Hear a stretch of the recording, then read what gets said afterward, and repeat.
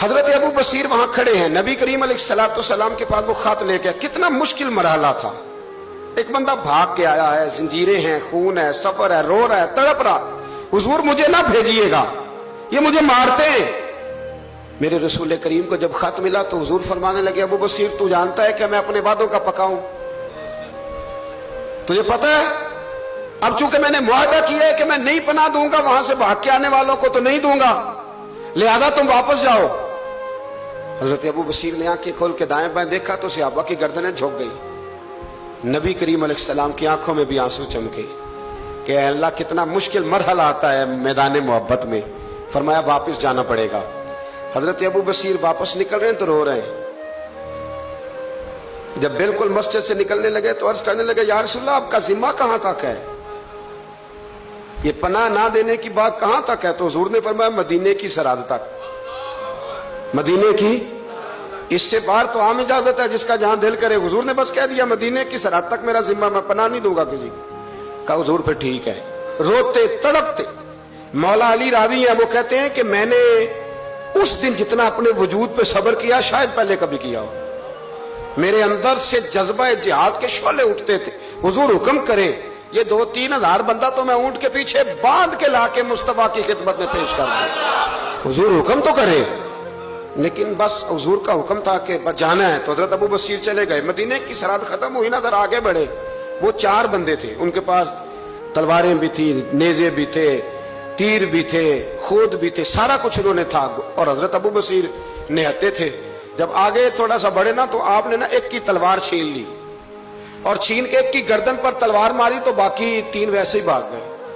ایک روایت میں ہے کہ 2 کو ڈھیر کر دیا، 2 نکل گئے، بھاگ گئے۔ اب مدینے حضور پناہ نہیں دیں گے، مکے جا نہیں سکتے۔ ایک مقام ایس تھا، امام بہقی نے اس کو لکھا ہے، مقام ایس تھا، وہاں کھجوروں کے باغ تھے، ٹھنڈے پانی کے چشمے تھے۔ حضرت ابو بصیر نے وہاں ڈیرا لگا لیا، اور وہ راہ وہ تھی جو رستہ مدینے کو جاتا تھا، جو رسول اللہ کے مدینہ منورہ کو جاتا تھا، اس راہ میں حضرت ابو بصیر بیٹھ گئے۔ اب جو مکے سے بھاگتا نہ ظلم و ستم تھے، وہ حضرت ابو بصیر کے پاس آ کے ڈیرا لگا لے۔ آہستہ آہستہ بندے 70 ہو گئے، پھر تعداد آگے بڑھی تو بندے 300 ہو گئے۔ اب یہ مکے والے یہ کرتے تھے کہ مدینے والوں کو قافلہ مکے کے پاس سے گزرتا تو ان کا سامان رکھ لیتے، پریشان کرتے۔ اب انہوں نے پتا کیا کیا، وہ مکے کا قافلہ مدینے کے پاس سے گزرتا تو یہ اس کا سامان رکھ لیتے، اس کو کہتے تنگ کرتے ہو۔ اب چونکہ حضور کا ذمہ تو مدینے تک ہے۔ سالوں بیت گئے، جو بندہ مدینے جاتا نا، حضرت ابو بصیر اس کو کہتے ایک دفعہ میرے رسول کو بتا دینا کہ میں راستے میں بیٹھا ہوں۔ تو ان کے ساتھی کہتے، حضرت ابو جندل بھی آ گئے تھے، ان کے ساتھی کہتے کہ یار سارے زمانے کو پتا ہے تو بیٹھا ہے، پھر پیغام کیوں دیتا ہے؟ پر میں بس میرا شوق ہے، سبا درے مصطفیٰ تے جا کے کمی درود و سلام نسیمہ جانب بطحا گزر کن ز احوالم محمد راہ خبر کن، میرا پیغام دے دینا نبی پاک کو، میرے ذرا کہنا کہ میں راہ میں بیٹھا ہوں، حضور کی بارگاہ میں عرض کر دینا۔ اور جب کوئی مدینے سے ہو کے نکلتا تو اس کو بلاتے اور پوچھتے کیا حال ہے میرے مصطفیٰ کے مدینے کا، کیا حال ہے رسول اللہ کے نواسوں کا، کیا آج کل طرز ہے ابو بکر صدیق کی، پوچھتے۔ کہتے ابو بکر تو قریب بیٹھتے ہوں گے نا نبی پاک، گویا فاروق اعظم تو قدموں میں رہتے ہوں گے، عثمان غنی تو بڑی نوکری کرتا ہوگا، طلحہ زبیر علی المرتضیٰ یہ تو بڑے قریب رہتے ہوں گے، چل یار جب واپس جائے نا تو میرا بھی سلام میرے رسول کو عرض کر دینا۔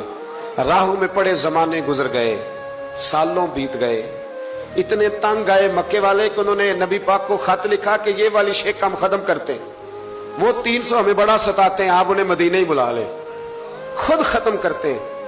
ادھر میرے رسول پاک نے جب خط پہنچا تو فٹافٹ فرمایا قلم لاؤ، کاغذ لاؤ۔ حضور نے خط لکھوایا، فرمایا ابو بصیر تمہیں مبارک ہو، آ جا مدینے، جگہ بن گئی ہے، اجازت ہے تم آنا چاہو تو آ جاؤ۔